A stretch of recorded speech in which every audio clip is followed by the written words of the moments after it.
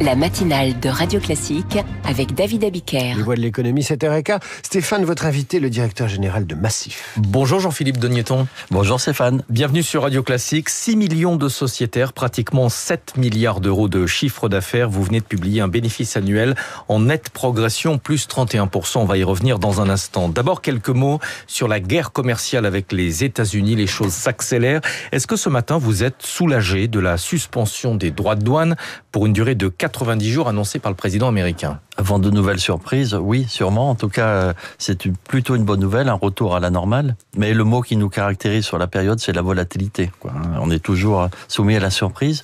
Et je ne sais pas qui avait repris cette image, un peu surprenante et risible, même si la situation ne l'est pas. C'est le plongeur qui fait la bombe dans la piscine et qui arrose tout le monde, mais qui s'arrose lui-même.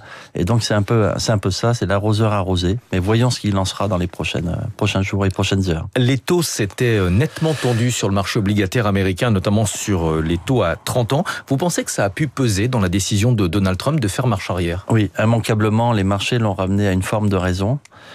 Et c'est vrai que l'augmentation de la dette américaine, du coût de la dette américaine, était une pression très très forte. Oui, on parle assez peu du marché obligataire en général, mais c'est ce qui avait fait tomber la première ministre britannique, Liz Truss, il y a maintenant un peu plus de 2 ans. Les assureurs investissent dans l'immobilier, mais aussi sur les marchés financiers. C'est comme ça qu'on place les réserves quand on est un groupe comme le vôtre. Est-ce que vous êtes inquiet de la très forte volatilité? Alors, la volatilité est toujours un élément d'inquiétude. En revanche, il n'y a pas d'inquiétude sur le risque de liquidité. Et par ailleurs, on voit bien que les souscripteurs, les adhérents, eux, ont toujours un pas de recul. Ils ont appris au travers des crises successives et des tensions à gérer leur patrimoine. Donc ils laissent passer l'orage, beaucoup plus de recul que d'autres acteurs. On va parler de vos résultats, pratiquement 179 millions d'euros de bénéfices l'an dernier, plus 31%. Comment se porte le marché de l'assurance ? Mais écoutez, cette année succède à 2 années qui avaient été difficiles, parce que la charge climatique avait impacté les assureurs en 2022 et 2023, avec des charges qui atteignaient 10 milliards d'euros. Et effectivement, cette année est meilleure pour cette raison-là, principalement, mais pas que. Mais pour autant, ça reste un niveau élevé. Et on aura peut-être l'occasion de reparler de ce qu'est le climatique en matière d'assurance et pour nos concitoyens. Oui, justement, la multiplication des catastrophes naturelles, c'est un vrai sujet pour les assureurs. On a bien compris que le climat, ça n'était pas la priorité de la nouvelle administration américaine. En Europe, certains se demandent aussi si la Commission européenne ne va pas détricoter une partie de son pacte vert en voulant simplifier l'économie. Est-ce que vous êtes inquiet, vous, en tant qu'assureur, d'un éventuel retour en arrière sur les questions environnementales? Oui, bien sûr. En tout cas, on doit considérer la réalité. La réalité, c'est le dérèglement climatique crée des violences qui touchent les populations, mais crée des charges qui sont tout à fait considérables. Et ça, c'est la réalité. On peut dénier, on peut contester tout, mais la réalité vous rattrape toujours. Donc il faut garder le cap. La question climatique est absolument centrale, elle est le pivot de tout, de la transformation des modèles, de la vie en société, de la mutualisation quand on en fait partie d'un même ensemble. Et donc, il faut garder ce cap-là. Simplifier, c'est toujours une bonne méthode, mais il ne faut pas abandonner les sujets qui sont notre actualité. Est-ce que la Massif et sa maison mère, le groupe AEMA, va conserver le même niveau d'engagement sur le plan environnemental? Toujours. De toute façon, c'est génétique, c'est constitué à notre modèle. Nous vivons avec ça génétiquement. Nous sommes drivés par l'intérêt général, la portée de notre impact. Et donc, c'est très, très important de garder ce cap. Les tarifs de l'assurance, c'est la question qui fâche. Ils ont beaucoup augmenté depuis quelques années dans l'assurance automobile.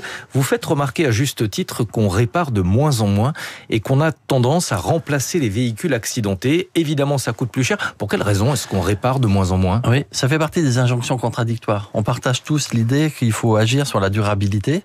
Et en réalité, on crée des véhicules qui sont de plus en plus chers, donc moins accessibles aux concitoyens, difficilement réparables parce qu'il y a beaucoup de technologies, alors que le véhicule électrique devrait être plutôt basique.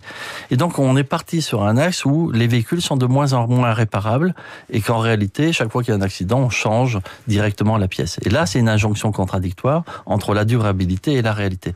Il faut réconcilier les deux et c'est très important que les constructeurs considèrent cette option comme vraiment fondamentale. Des hausses de tarifs également dans l'assurance santé, plus 30% 30% pratiquement depuis 2019 et même davantage pour les personnes âgées. Vous dites on ne peut pas faire autrement.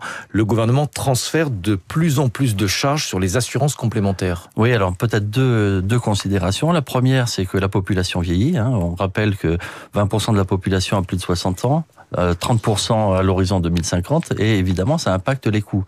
Deuxième observation, c'est que le coût de la santé en général augmente et les traitements également.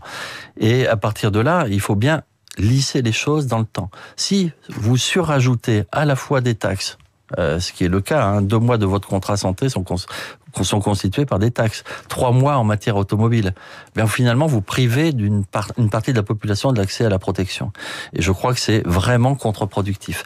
Donc, transférer, alimenter en plus de taxes, en plus des surcoûts de la santé initiale, eh bien, c'est jouer contre son camp et jouer contre nos concitoyens. Le gouvernement envisage de taxer à nouveau les complémentaires santé cette année. Vous pensez qu'ils vont encore vous faire les poches ? Oui, vraisemblablement. Mais il faut poser là-dessus une vision de long terme. Le gouvernement a des contraintes de très court terme. La vision assurantielle, elle est de long terme. Parce qu'elle est statistique, elle est prévisionnelle, elle anticipe les événements. Et par conséquent, il faut réconcilier là encore le court terme et le long terme, mais ne jamais sacrifier le long terme. On l'a vu trop avec les médecins et les territoires aujourd'hui désertifiés. Massif fait désormais partie du groupe AEMA aux côtés d'Aesio Mutuelle, oui, d'Abeille Assurance et de Ophi Invest. Qu'est-ce que ce regroupement qui est effectif depuis janvier 2021 vous a apporté ? Ça fait évidemment un effet d'échelle, d'une part, et puis un effet de diversification qui est très large. C'est-à-dire que les populations que nous touchons sont très diverses, avec des réseaux de distribution qui sont multiples, avec un impact forcément plus fort. Donc dans un moment où il y a des effets de concentration, de diversification, il faut pouvoir parler de santé, d'automobile, d'habitat, d'épargne. Il faut être le plus large possible et le plus diversifié possible. Est-ce que ce regroupement vous permet d'être encore plus compétitif sur le marché de l'assurance ? Il faut être compétitif. Le modèle mutualiste, c'est un modèle redistributif. On redonne de la valeur, on redonne du pouvoir d'achat. Donc il faut à la fois financer ses investissements, financer son corps social, mais il faut surtout être redistributif pour permettre l'accès à la protection. Vous n'avez pas d'actionnaire ? Nous n'avons pas d'actionnaire. Et ça, c'est une option de temps long. Merci beaucoup. Jean-Philippe Dogneton, directeur général de la Massif. On rappelle les chiffres, 6 millions de sociétaires, pratiquement 7 milliards d'euros de chiffre d'affaires et un résultat net annuel en progression de 31%. Merci à tous les deux. Stéphane, à demain pour toute l'actualité économique dès 6h. Tout de suite, et si on parlait français ?